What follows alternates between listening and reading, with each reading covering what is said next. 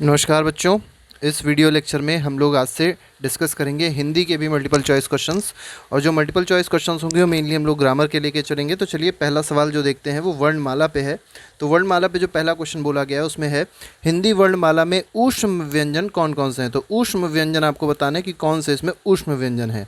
तो ऊष्म व्यंजन में याद रखिएगा श, श, स और हा, ये क्या है, ये सारे के सारे ऊष्म व्यंजन है। ऊष्म का मतलब होता है हीट, मतलब जब इनको आप उच्चारण करेंगे, जब इनका उच्चारण किया जाता है तो इसमें से हीट जनरेट होती है।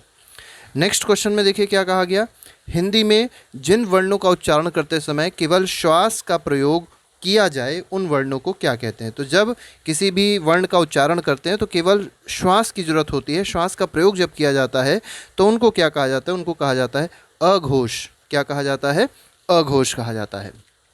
नेक्स्ट देख लेते हैं, नेक्स्ट में क्या है, य र ल व व्यंजनों को क्या कहते हैं। देखिए य हो गया, र हो गया, ल हो गया और व हो गया, इनको क्या कहा जाता है, क्वेश्चन में पूछा गया है। तो फर्स्ट ऑप्शन दिया गया है स्पर्श व्यंजन, सेकंड दिया गया है अंतस्थ व्यंजन, थर्ड दिया गया है ऊष्म व्यंजन और फोर्थ दिया गया है नन ऑफ द अबव। तो इसमें क्या आंसर हो जाएगा, अंतस्थ व्यंजन इसका आंसर हो जाएगा। तो याद रखिएगा र ल या र ल व कौन से व्यंजन है, अंतस्थ व्यंजन है। नेक्स्ट क्वेश्चन देख लेते हैं, क्वेश्चन नंबर 4 है, निम्नलिखित में से ओष्ठ ध्वनि नहीं है। अब कौन सी ओष्ठ ध्वनि नहीं है ये आपको बताना है। ओष्ठ का मतलब होता है ओठ, ठीक है। तो ओष्ठ ध्वनि कौन सी इसमें नहीं है, तो च जो है, च ओष्ठ ध्वनि नहीं होती है। बाकी प हो गया, भ हो गया, म हो गया, ये सब की सब ओठ से ही निकलती है, तो ओष्ठ ध्वनि इसमें कह सकते हैं। लेकिन जो च है, च में ओठ का कोई काम ऐसा मेन नहीं होता। नेक्स्ट देखिए, नेक्स्ट में क्या है, हिंदी की तालव्य ध्वनियाँ कौन सी हैं। तो तालव्य ध्वनियाँ आपको बतानी है हिंदी में कौन सी होती हैं। तो देखिए च, छ, ज और झ, ये ए ऑप्शन जो है ये सही है। च, छ, ज और झ ये कैसी हैं, ये तालव्य ध्वनियाँ होती हैं। नेक्स्ट में कहा गया है कौन सी ध्वनि अल्प प्राण है। अब अल्प प्राण मतलब, अल्प मतलब होता है कम, ठीक है, छोटा। अल्प प्राण इसमें से कौन सी हैं, तो बोला गया है फर्स्ट ऑप्शन है ख, सेकंड ऑप्शन है ध, थर्ड इज थ और फोर्थ दिया गया त, ठीक है। तो देखिए ख हो गया, ध हो गया और थ हो गया, ये सब के सब महाप्राण है। तो अल्प प्राण कौन सा हो जाएगा, इसमें त हो जाएगा। तो त इसमें है अल्प प्राण। इसके बाद क्वेश्चन नंबर 7 है, क्वेश्चन 7 में कहा गया है हिंदी की स्पर्श घोष महाप्राण दंत व्यंजन ध्वनि है। तो देखिए कई सारी ध्वनियाँ की बात करी गई है, स्पर्श है, घोष है, महाप्राण है, दंत है और व्यंजन है। तो ये सब मिक्सचर, इन सब का मिक्सचर कौन है, तो इन सब का मिक्सचर है थ, ठीक है। तो थ के नीचे आप देख सकते हैं एक इस तरीके का साइन लगा हुआ है। नेक्स्ट देखिए, नेक्स्ट पे क्या है, नेक्स्ट में क्वेश्चन नंबर 8 है, हिंदी की स्पर्श घोष महाप्राण ओष्ठ व्यंजन ध्वनि है। तो देखिए स्पर्श घोष होनी चाहिए, महाप्राण होनी चाहिए, ओष्ठ व्यंजन ध्वनि कौन सी इसमें है ये आपको बताना है। तो इसमें है भ। नेक्स्ट में देखिए क्या कहा गया, निम्नलिखित में से कौन सा स्वर संवृत है। अब आपको बताना है संवृत स्वर कौन सा है। तो बड़ा आ है, ठीक है, मतलब आ, औ, ए और ई। तो आप देख सकते हैं संवृत, यहाँ पे देखिए, यहाँ पे आप सबको आपके बड़े बड़े दिखाई पड़ रहे होंगे अक्षर, लेकिन ई जो है वो छोटा है। तो ई इसका सही आंसर हो जाएगा, यही क्या है, संवृत है। नेक्स्ट क्वेश्चन, क्वेश्चन नंबर 10 देखते हैं। क्वेश्चन नंबर 10 में देखिए क्या कहा गया, क्वेश्चन 10 में कहा गया हिंदी का मूर्धन्य ध्वनियाँ हैं। अब आपको बताना है मूर्धन्य ध्वनियाँ कौन सी होती हैं हिंदी में। तो ये जो ट, ठ, ड और ढ है, ये सब कैसी होती है, मूर्धन्य होती हैं। तो ये चार याद रखिएगा, ट, ठ, ढ और ढ, ये सब की सब कैसी हैं, मूर्धन्य हैं। हिंदी की बा ध्वनि है। अब बा ध्वनि कहाँ से निकलती है, तो ओठ से निकलती है, ओष्ठ्य ध्वनि हो जाएगी। तो ब आप देख सकते हैं ओठ जो होते हैं चिपकते हैं थोड़ी देर के लिए, तो ओष्ठ ध्वनि इसको इसलिए कहते हैं।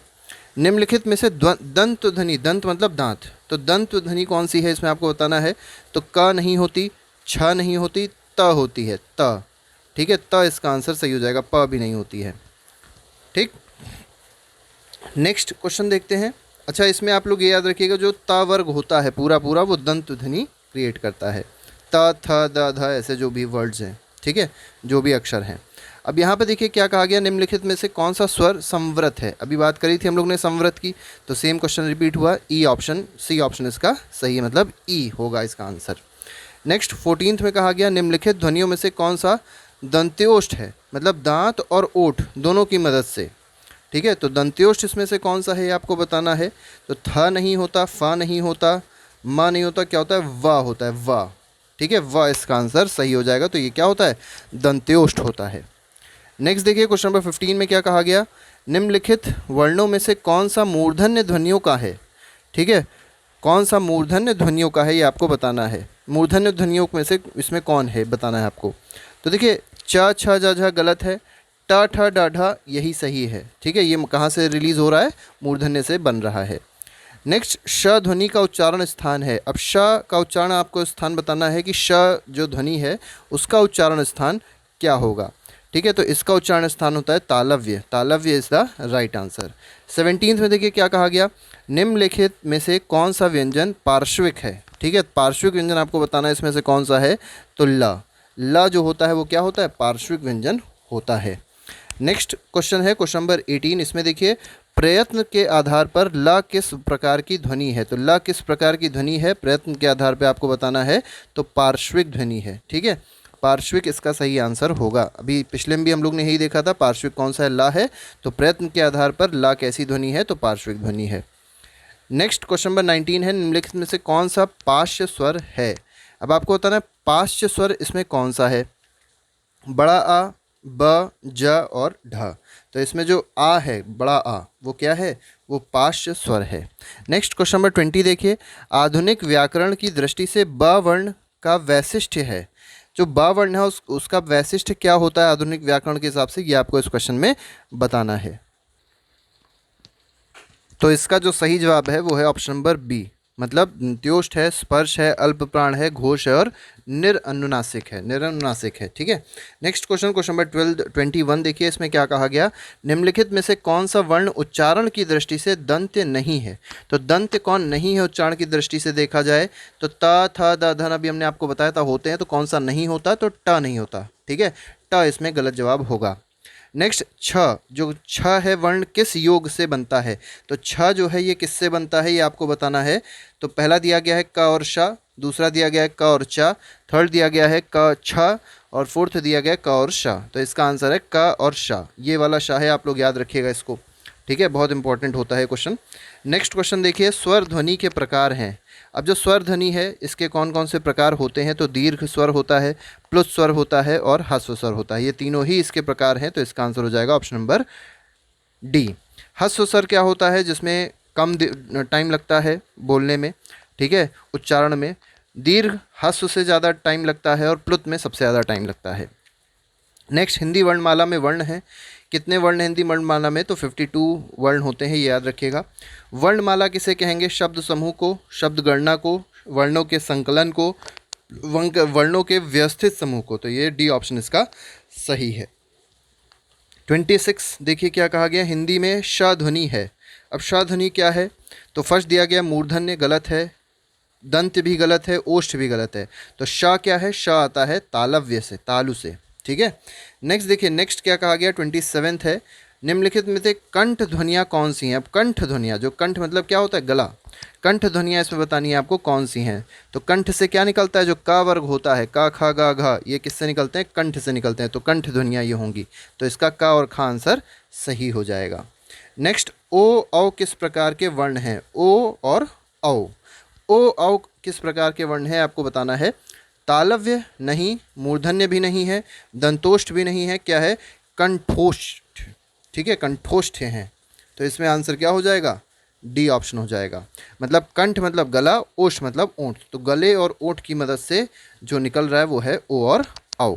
दंतोष्ठ का मतलब क्या होता है, दांत और ओंठ। मूर्धन्य पार्ट है, तालव्य तालु है। ठीक है, इसका आंसर है कंठोष्ठ। ठीक है, तो ओ और ओ कहाँ से आ रहे हैं, कंठोष्ठ हैं।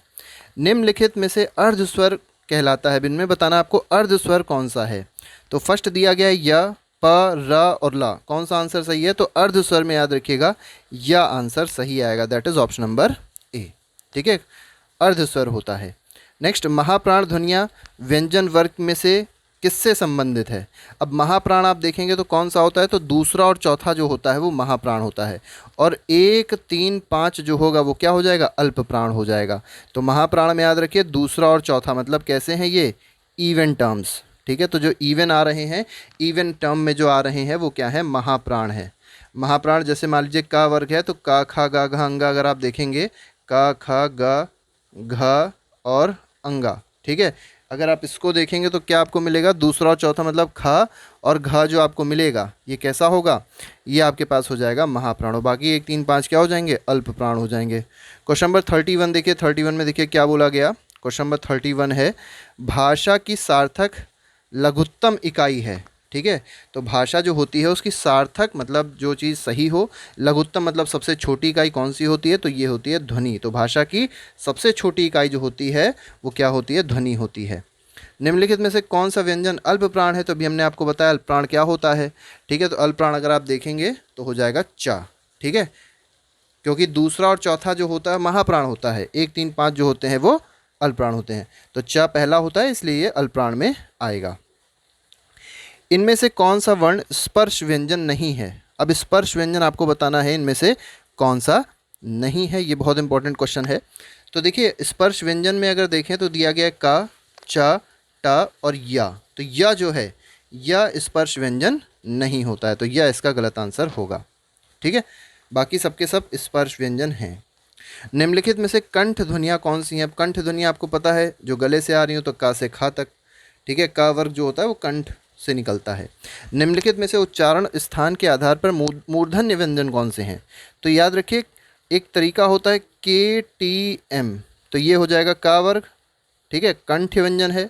ठीक है, का वर्ग जो होता है वो कंठ गले से निकलता है। जो का खा गा घा के बाद जो अगला आएगा, अगली जो लाइन आएगी वो ट मतलब दांत से निकल रहा है। ठीक है, दंत से निकल रहा है। ठीक है, टी का मतलब है तालु, और एम का मतलब क्या होता है, एम का मतलब होता है मूर्धन्य। तो जो थर्ड लाइन आती है 1 2 3, तो काखा गागा अंगा तथा दधा न पा फा पा मा, तो पा और फा। ठीक है, तो ढ, ये जो सी ऑप्शन है इसका सही हो जाएगा। 35 का ऑप्शन नंबर सी सही है। ठीक है, ज़्यादा परेशान ना होइए इसमें। नेक्स्ट क्वेश्चन नंबर 36 देखिए, 36 में क्या कहा गया, निम्नलिखित में से अल्प प्राण वर्ण कौन से हैं। तो अल्प प्राण कौन से हैं इसमें आपको बताना है। तो अभी हमने आपको पूरा तरीका बताया था। तो अल्प प्राण मतलब पहला, तीसरा और पांचवा। तो का खा ग घ अंगा, तो का ग और अंगा जो होंगे वो अल्प प्राण होंगे। निम्नलिखित में से बताइए कि नवीन विकसित ध्वनियाँ कौन सी हैं। अब नवीन विकसित ध्वनियाँ इनमें से कौन सी आपको बताना है, तो इसमें खा और ग है। ठीक है, नेक्स्ट में कहा गया कौन सा घोष वर्ण है। ठीक है, निम्नलिखित में से कौन सा घोष वर्ण है। अब इसमें से घोष वर्ण कौन सा है, तो म है। तो म एक घोष वर्ण होता है। 39 देखिए, निम्नलिखित में से नासिक के व्यंजन कौन है। नासिक के व्यंजन इसमें से कौन सा है, तो इयाँ। ठीक है, तो इयाँ आप देख सकते हैं नाक से निकल रहा है, तो इसीलिए उसको नासिक के व्यंजन हम लोग कहेंगे। ए और ए वर्ण क्या कहलाते हैं, तो इनको क्या कहा जाएगा, तो इनको कहते हैं कंठ और तालव्य।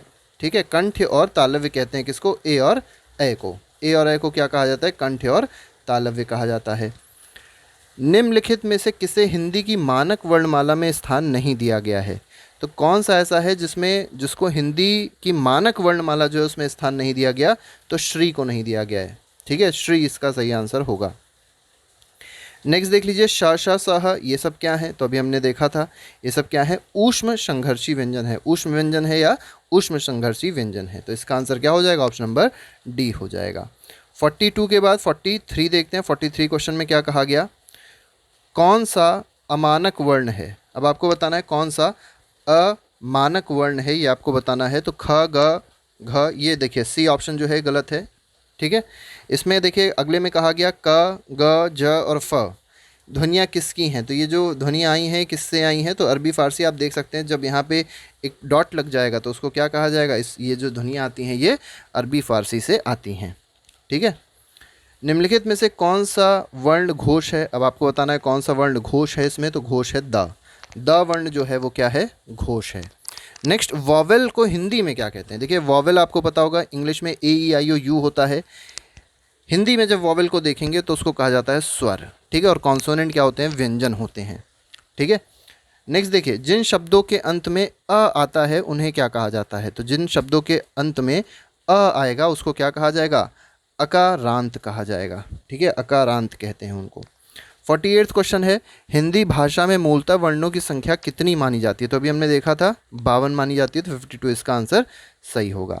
निम्नलिखित में से ओष्ठ ध्वनि, ओष्ठ मतलब ओंठ, तो ओष्ठ ध्वनि इसमें से कौन सी है, फा। फ जो है वो ओष्ठ है।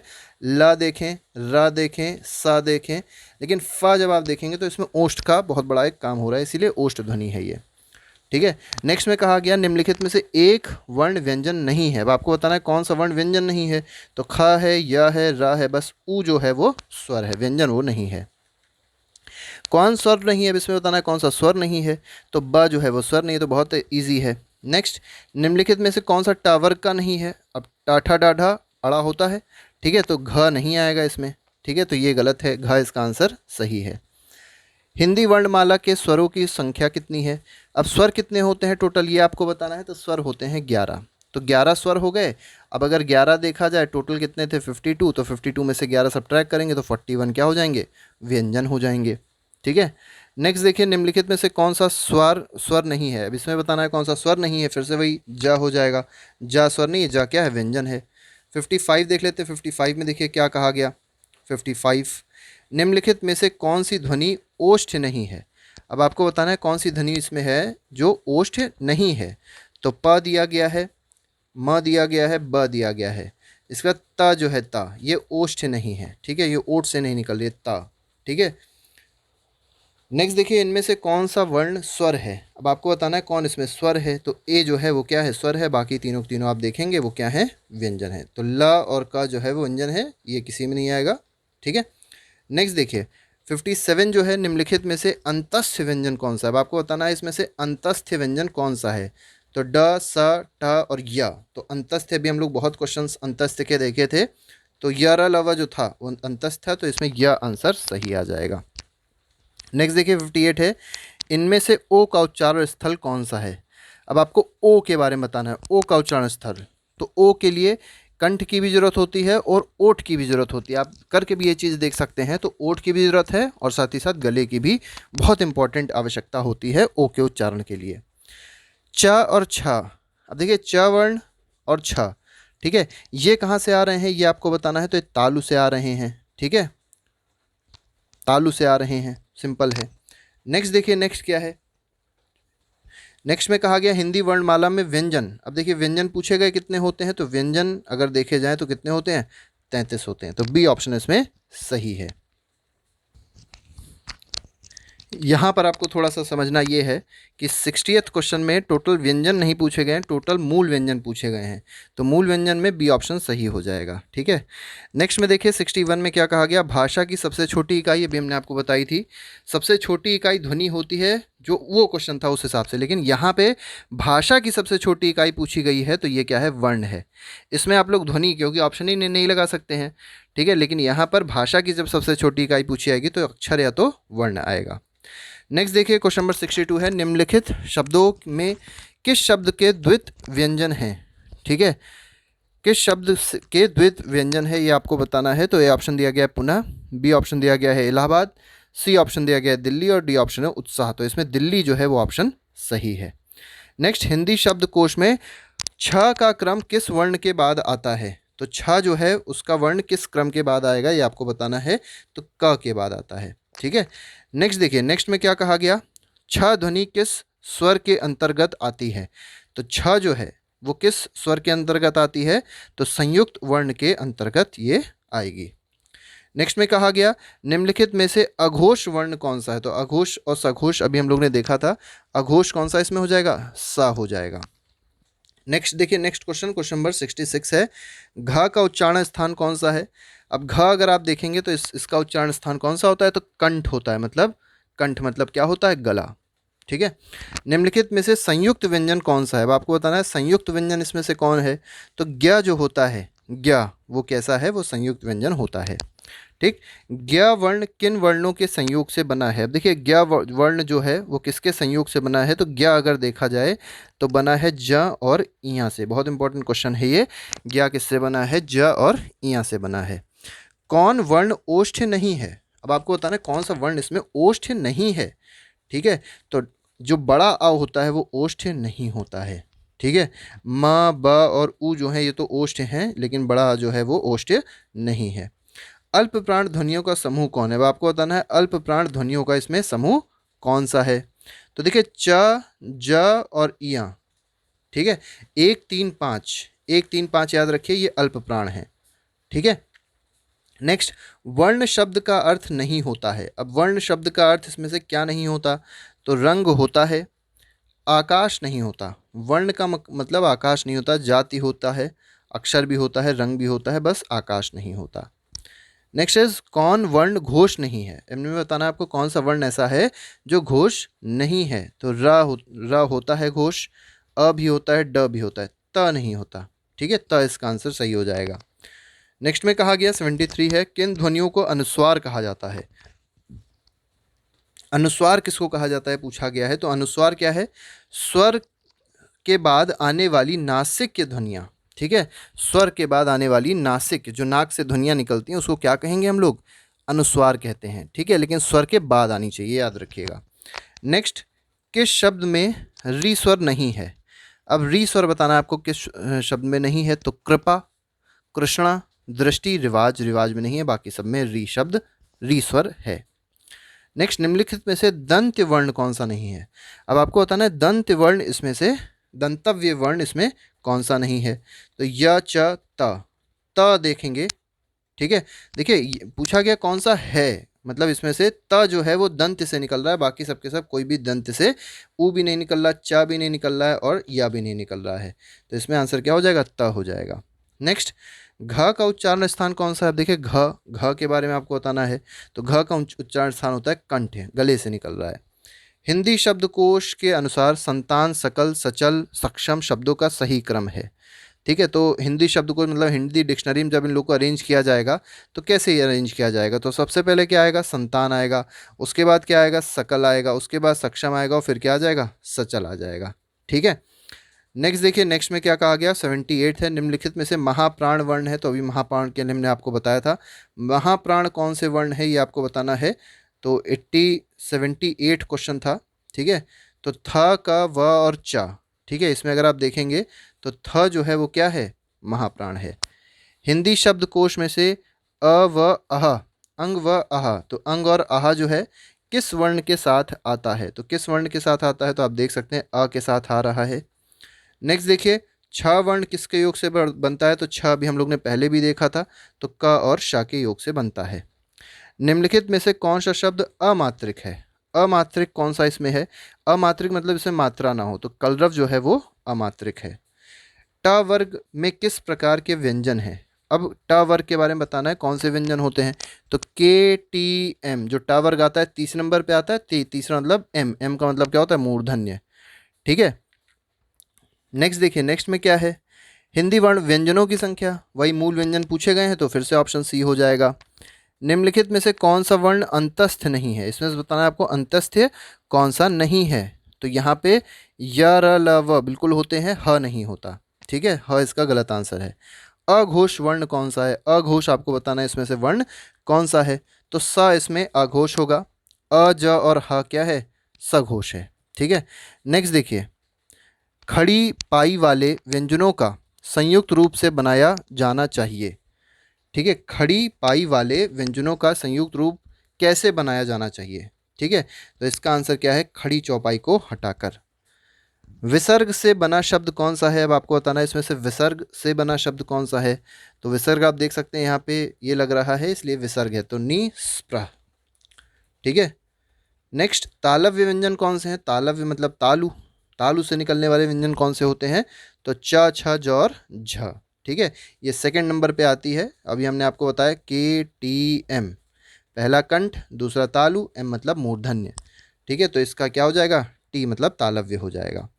कौन वर्ण घोष नहीं है? अब आपको बताना है इनमें से कौन सा ऐसा है जो घोष नहीं है। तो यारा लावा अभी हमने आपको बताया। ठीक है, अब घोष, घोष की बात करी गई, यहाँ पे वो नहीं है, अल्प्राण महाप्राण नहीं है, ये क्या है? घोष है। तो इसमें सा जो है वो घोष नहीं है। किस शब्द में री स्वर नहीं है? फिर से वही चीज़ है, री नहीं है, तो री किस में नहीं है? आज में री नहीं है। घोष की बात अगर यहाँ पे करी जाए, कौन सा वर्ण घोष नहीं है? तो रा में है, ला में है और ड में भी है। ठीक है, सा में नहीं है। चलिए ठीक है, ये तो हमारे हो गए 91 क्वेश्चन। ठीक है, इससे रिलेटेड। अब यहाँ पे हम लोग थोड़े से विराम चिन्ह, जो चिन्ह होते हैं उससे रिलेटेड क्वेश्चंस को डिस्कस करेंगे अगले वीडियो लेक्चर में। ठीक है, तो उसके लिए आप लोग इंतज़ार करिए। आज के लिए फ़िलहाल इतना ही। Thank you very much, good bye, जय हिंद।